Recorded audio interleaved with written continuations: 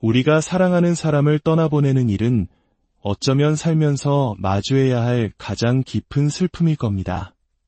그 슬픔의 여운이 채 가시기도 전에 남겨진 이들에게는 차갑고 냉정한 현실의 숙제가 찾아오곤 합니다.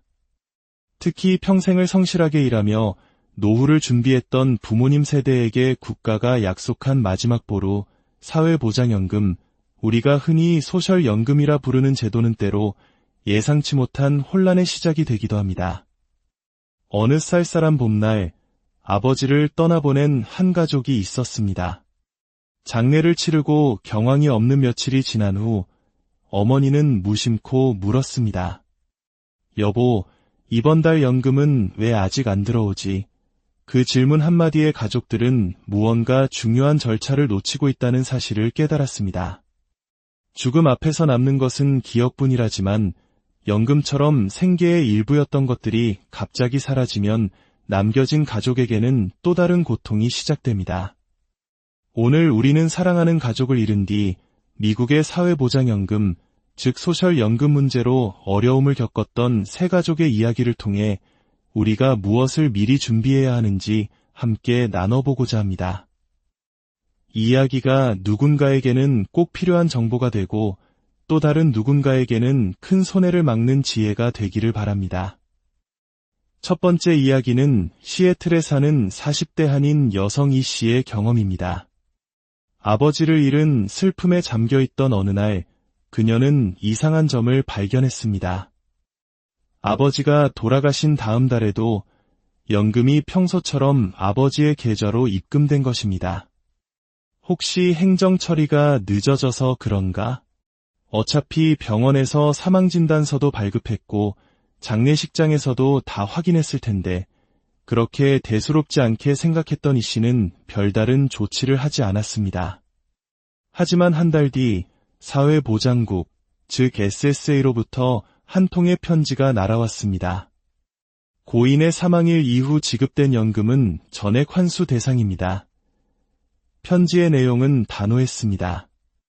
연금은 지급된 날이 아니라 수급자가 살아있는 날을 기준으로 계산된다는 것이었습니다.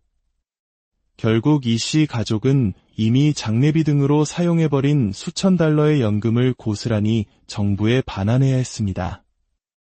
갑작스러운 지출에 당장 돈을 마련하기 어려웠던 가족은 더 큰 어려움에 부딪혔습니다. 슬픔 속에서 겪어야 했던 이 현실적인 문제는 가족에게 깊은 상처를 남겼습니다. 두 번째는 텍사스에 거주하는 박 씨 가족의 안타까운 사연입니다. 아버지가 돌아가신 후 연금 지급이 중단된 것을 당연하게 여겼습니다. 하지만 문제는 그 다음이었습니다. 평생 가정을 위해 헌신하셨던 어머니는 별다른 수입이 없었고 아버지 명의의 연금이 유일한 생계 수단이었습니다. 남편이 떠난 뒤 홀로 남은 어머니의 앞길은 막막하기만 했습니다. 몇 달 후 지인을 통해 유족연금이라는 제도가 있다는 것을 알게 되었습니다.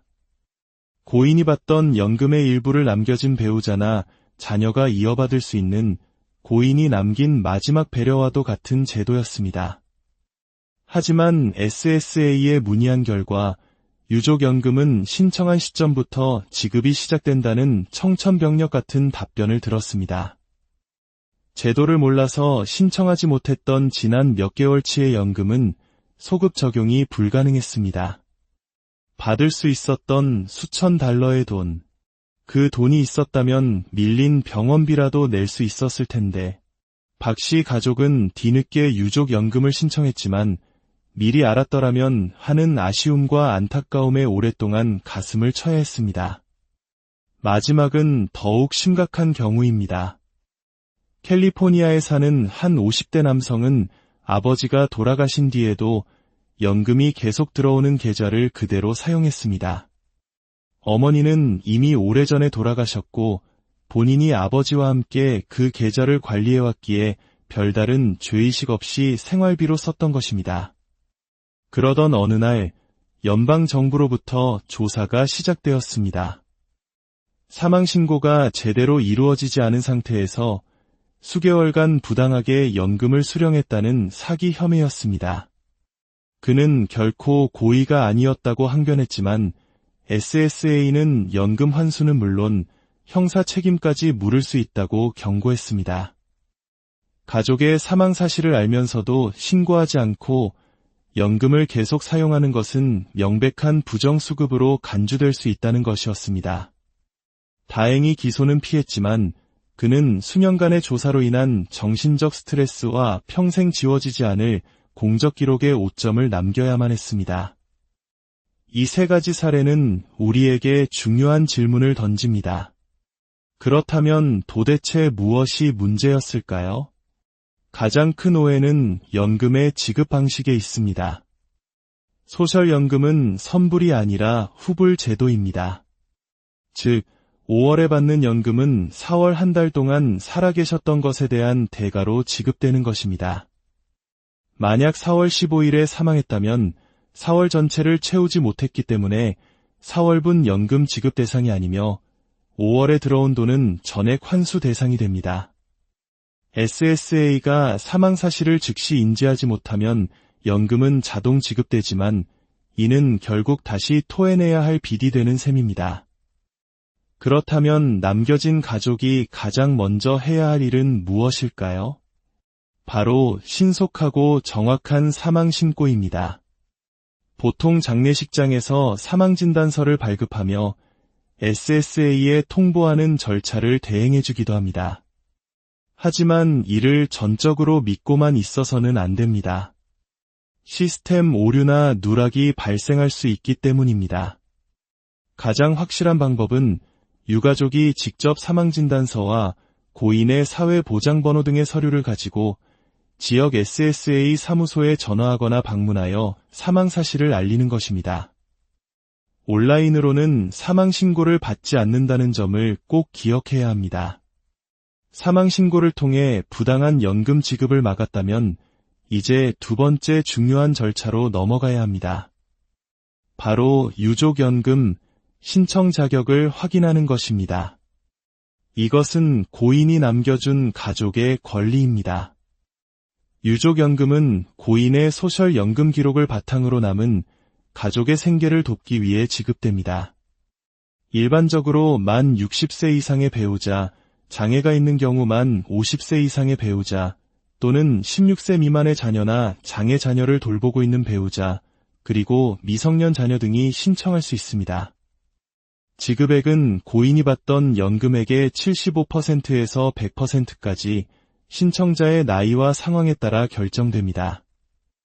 여기서 가장 중요한 핵심은 유족연금은 절대 자동으로 지급되지 않는다는 사실입니다. 반드시 가족이 직접 신청해야만 받을 수 있습니다.